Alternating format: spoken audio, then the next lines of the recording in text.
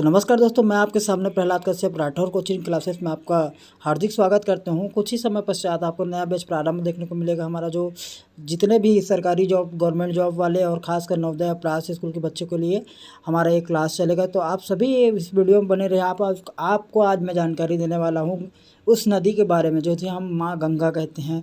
Ganga river के बारे में हम जानेंगे। धीरे धीरे हम पूरे नदियों के बारे में जानेंगे। और हाल ही का आप लोग पता है कि पेट्रोल डीजल क्राइसिस से जूझ रहे पूरा भारत देश, उसके पीछे कारण क्या है, इसके बारे में एक अलग से वीडियो आपको सेपरेट बनाऊंगा कि क्या होता है क्रूड ऑयल, क्या होता है पेट्रोल डीजल और फ्यूल गैस, ये सब निकालने का एक तरीका। तो जी हाँ दोस्तों, आप बने रही वीडियो में। आपको सभी वीडियो में, आपको पूरे वीडियो में माँ गंगा रिवर के बारे में अच्छे से आपको जानकारी दूंगा। जी हाँ, तो चलिए स्टार्ट करते हैं। तो चलिए स्टार्ट करते हैं दोस्तों। हमें पता है अच्छे से कि भारत में हमारे भारत के उत्तर राज्यों में एक राज्य है उत्तराखंड, जो 2001 में बना था। जी हाँ, वही उत्तराखंड जिसे उत्तरांचल के नाम से भी जाना जाता है, देवलोक के नाम से भी जाना जाता है। और आप सभी को पता होना चाहिए कि यहाँ से हमारे मुख्य नदी जो गंगा नदी वही जाकर देवप्रयाग में बनती है। जी हाँ, आपको बताना चाहूँगा कि पहले पंचप्रयाग होकर गुजरना पड़ता है सभी नदियों को, तब जाकर गंगा नदी बनती है। और जी हाँ, आप इस वीडियो में बने रहेंगे तो आपको ज़रूर ही बहुत अच्छा नॉलेज मिलेगा, क्योंकि यहाँ पर आप लोग सभी को बताने वाला हूँ कि हमारे 5 प्रयाग। और आपको बताना चाहूँगा कि जहाँ प्रयाग होगा, जहाँ प्रयाग बोला जाएगा, वहाँ पर कहीं ना कहीं दो नदियों का संगम, दो से भले ज़्यादा हो जाए लेकिन दो नदियों का संगम कन्फर्म है। जैसे हमारे भारत देश का इलाहाबाद का ही एक नाम चेंज हुआ जो प्रयागराज के नाम से जाना जाता है। जी हाँ, वही प्रयागराज। तो प्रयाग का मतलब होता है जहाँ पर दो नदियों का संगम होता है। वही हमारे छत्तीसगढ़ में एक प्रयाग बोला जाता है। आपको पूछा जाता है कई बार सवालों में कि छत्तीसगढ़ का प्रयाग किसे कहा जाता है, तो याद रखिएगा राजिम जो है उसी को छत्तीसगढ़ प्रयाग बोल सकते हैं।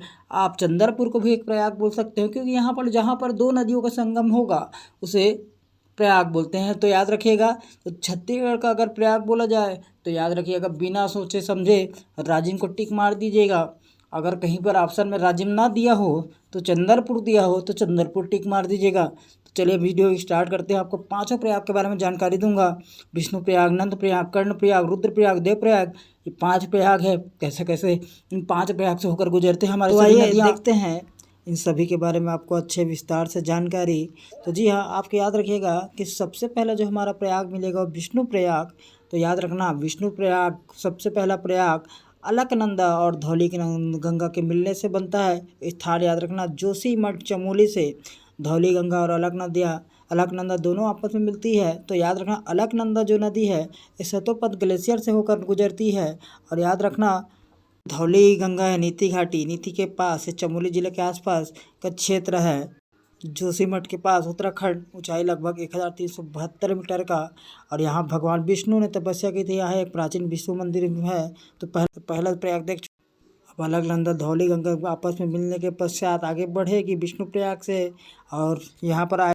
तो अगला जो प्रयाग है दोस्तों, याद रखिएगा, अलकनंदा जो धौली गंगा मिलने के पश्चात अब एक नया प्रयाग की ओर जाएगी, नंद प्रयाग जिसको बोलते हैं। और याद रखना, नंद प्रयाग मिल जाने के पश्चात याद रखना, उधर से एक नंदा देवी क्षेत्र से नंद प्रयाग नंदाकिनी नदी का उद्गम होता है। और वहीं से आगे बढ़ते हुए नंद प्रयाग में अलकनंदा से जाकर मिलेगी।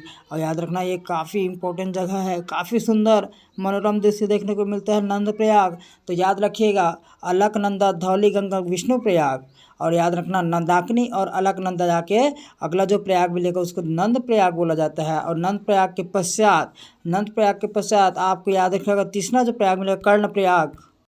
और ऐसा मान्यता है कि धार्मिक महत्व मान्यता है कि यहाँ नंदा देवी पार्वती का स्वरूप ने तपस्या किया था, तो चमोली जिला के आसपास से।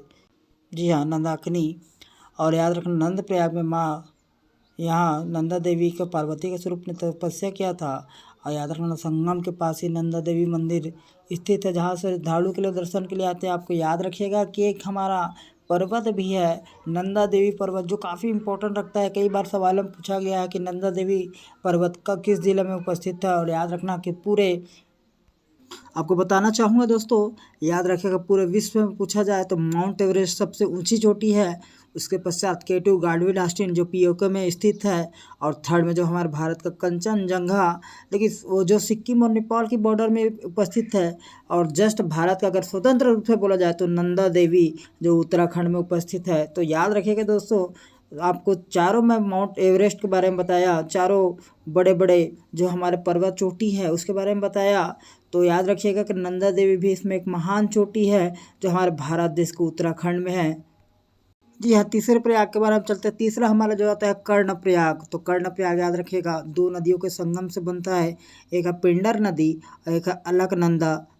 और इसी पिंडर नदी को आपको बताना चाहूँगा, इसी पिंडर नदी और अलकनंदा के संगम के बाद याद रखना कर्ण मंदिर भी उपस्थित है। और ये महाभारत से जुड़ा हुआ एक ऐतिहासिक स्थल है। इसी कारण से आपको एक आध्यात्मिक और प्राकृतिक वैभव का सुंदरीकरण देखने को मिलता है और इसका नाम कर्ण प्रयाग है, जो कि हमारे तीसरे प्रयाग में है। तो आपको 3 प्रयाग के बारे में मैंने बता चुका है, कर्ण प्रयाग, नंद प्रयाग, विष्णु प्रयाग के बाद। जी हाँ, अगला प्रयाग जो आते हैं सीधा रुद्रप्रयाग, उत्तराखंड का चौथा पंच प्रयाग। तो याद रखना यहाँ से भी दो नदियों का संगम मिलेगा, जिसमें एक नाम है अलकनंदा और एक नाम है मंदाकिनी। दोनों का कलर अलग अलग है और काफ़ी सुंदर जगह है रुद्रप्रयाग भी। मैंने गया है रुद्रप्रयाग, जो कि नेचुरल वाइज बहुत काफ़ी सुंदर जगह है। और याद रखना रुद्रप्रयाग जिला उत्तराखंड में है, जोशीमठ से लगभग 66 किलोमीटर दूरी पर।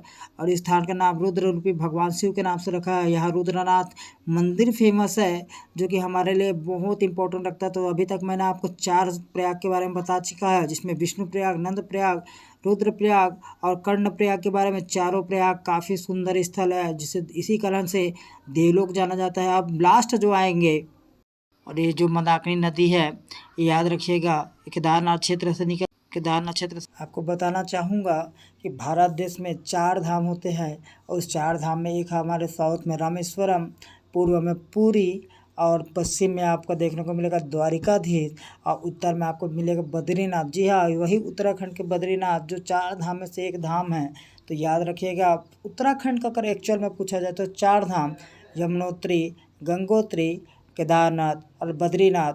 अब भारत देश में भी बद्रीनाथ का इम्पोर्टेंस आप समझ सकते हैं कि वो 4 धाम में से एक है, जो शंकराचार्य ने भारत देश को एकीकरण करने के लिए, एकता के सूत्र में बांधने के लिए चारों धाम का रचना किया था और उनके बारे में बताया था।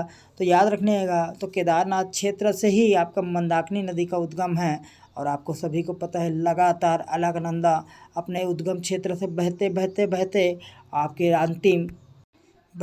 अपने अंतिम क्षेत्र, अंतिम जो देवप्रयाग के नाम से जाना जाता है, वहाँ पहुँचेगा।